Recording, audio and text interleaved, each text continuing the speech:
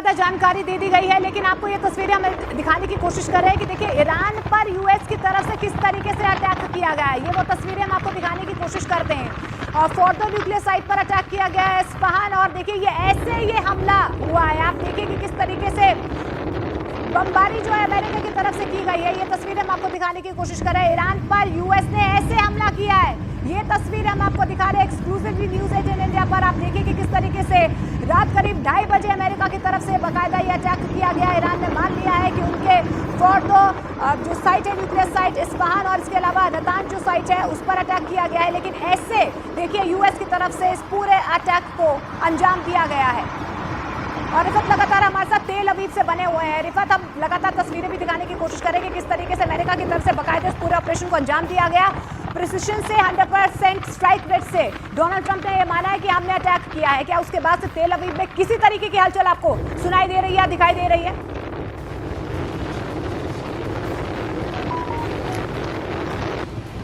रिफत, हाँ देखिए, अगर आप मेरी बात सुन रहे हैं, मैं आपको दिखाऊं कि ये टेल अवीव है जो दहल उठा था ईरान के हमलों से, और अब यहाँ पे रोशनी आई है। रात के दौरान ये हमला हुआ है यूएस पे, और ये यूएस की तरफ से ईरान पे, और यूएस का दावा है कि वहाँ पे जो न्यूक्लियर प्रोग्राम था उस पे ये अटैक था। उसका मतलब है फोर्डो पे अटैक हुआ, और वो अमेरिका के बगैर कोई कर नहीं सकता था, क्योंकि अमेरिका के पास जो बॉम्ब्स हैं वो पेनिट्रेट करते हैं तकरीबन 61 मीटर, और ये जो माउंटेन पे न्यूक्लियर फैसिलिटी थी ये करीब 80 से 110 मीटर डीप थी। तो अमेरिका कहना है कि वहाँ पे मिडल ईस्ट में अब पीस आ सकता है। मैं इस वक्त टेल अवीव में हूँ, यहाँ पे हालांकि कोई सायरन अभी बजी नहीं। तो क्या ईरान रिएक्ट करेगा, क्या ईरान की तरफ से कोई हमला किया जाएगा, इस पे सबकी नज़रें हैं। हो सकता है ईरान रिएक्ट करेगा, लेकिन क्या स्केल है उस हमले की वो मैटर करेगा। अगर छोटी लेवल पे ईरान ने हमला किया तो शायद उसको इग्नोर किया जा सकता है, और शायद उसके बाद जो है यहाँ पर जो बाकी डेवलपमेंट्स होंगी। लेकिन मैं आपको बता दूं कि अगर ईरान ने बड़े पैमाने पे हमला किया या किसी देश ने ईरान का साथ दिया तो फुल स्केल वॉर शुरू हो सकता है, और हो सकता है कि बाकी देश भी आगे जुड़े, नेटो फोर्सेस भी इसमें जुड़े। लेकिन फ़िलहाल ऐसा लगता है कि शायद ईरान कोई स्ट्रैटेजी बना रहा होगा। ईरान को भी ये दिखाना है कि अगर इसराइल के बगैर किसी और देश ने उन पर हमला किया है तो उनका जवाब जो है वो किस तरीके से दिया बहुत बड़ी खबर मिल रही है। ट्रंप की ईरान को और बड़े हमले की धमकी की खबर है। खामेनेई की धमकी के बाद ट्रंप ने चेतावनी दे दी है और कहा कि अमेरिका पर हमले की न सोचे ईरान। किसी भी प्रतिक्रिया का जवाब भीषण होगा, ये ट्रंप की तरफ से जानकारी दी गई है। आज के हमले से भी बहुत बड़ा अंजाम देखेगा ईरान। ये चेतावनी जो है ट्रंप की तरफ से आई है, क्योंकि खामनेई ने कह दिया है कि जंग आपने शुरू की है, अब खत्म हम करेंगे। और ऐसे में देखिए अब अमेरिका की तरफ से प्रतिक्रिया खामनेई के इस धमकी के बाद।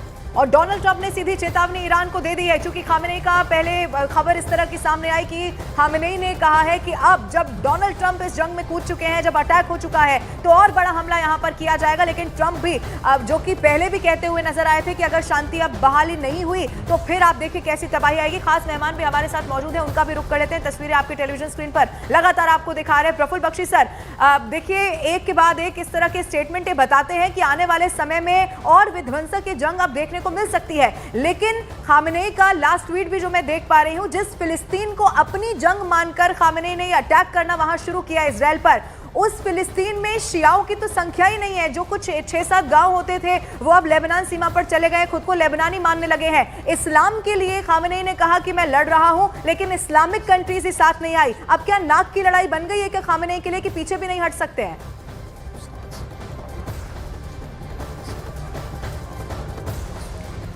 के सिन्हा जी, आपको आवाज मिल रही है तो आप इस सवाल का जवाब दे दीजिए, क्योंकि प्रफुल्ल बख्शी सर पर इस आवाज नहीं जा पा रही है। देखिए, अयतुल्लाह अल खमेनी का समय पूरा हो चुका है। 86 ईयर्स के ओल्ड हो चुके हैं।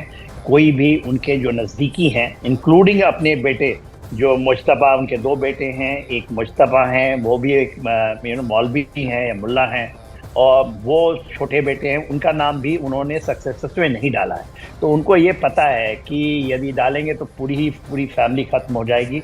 ये इनके दिन पूरे हो गए, is a matter of time, क्योंकि वहाँ की जनता ज़्यादातर जनता, और वहाँ पर सिविल वार होने का खतरा है। यही बहुत बड़ा डर है। तो ये होना चाहिए कि वहाँ की जनता को ध्यान नहीं रखते तो हुए, क्या बेटे का नाम क्योंकि हटा दिया आप और जनता को मुश्किल में डाल दिया क्या खामनेई ने? जी हाँ, अपना बेटे का नाम अभी 3 सक्सेसर्स के नाम उन्होंने किए हैं, अनाउंस तो नहीं किया है, एग्जैक्टली पब्लिक नहीं किया है, मगर कहा है मेरे बेटे का नाम नहीं है, मजतबा का नाम नहीं है। अभी मजतबा IRGC को खुद संचालन ले रखा है, तो वो भी कट्टरता की सीमाएं हैं। अली राजा अराफी की नाम आ रही है, अली असगर कंजगानी का, मोहम्मद गलपानिया का नाम आ रहा है, तो ये नामे तो दे रहे हैं, क्या कोई लेने की तैयारी करेगा? ये सारे भी अनरिडंडेंट हैं।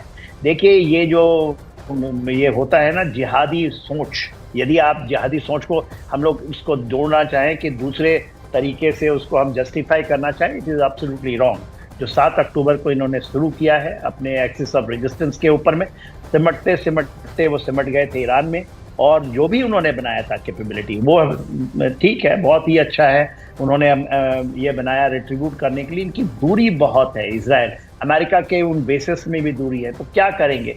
अभी चाइना उनको मदद कर रहा है उनके मिसाइल के जखीरे को बढ़ाने के लिए। उनका एक एम था कि 30,000 मिसाइल्स हम बनाएंगे, जिसमें भी इंटरकॉन्टिनेंटल बैलिस्टिक मिसाइल की भी वो बात करते थे। यदि इनके पास न्यूक्लियर कैपेबिलिटी आ जाता तो दुनिया के लिए फिर तो दादागिरी हो जाती ना।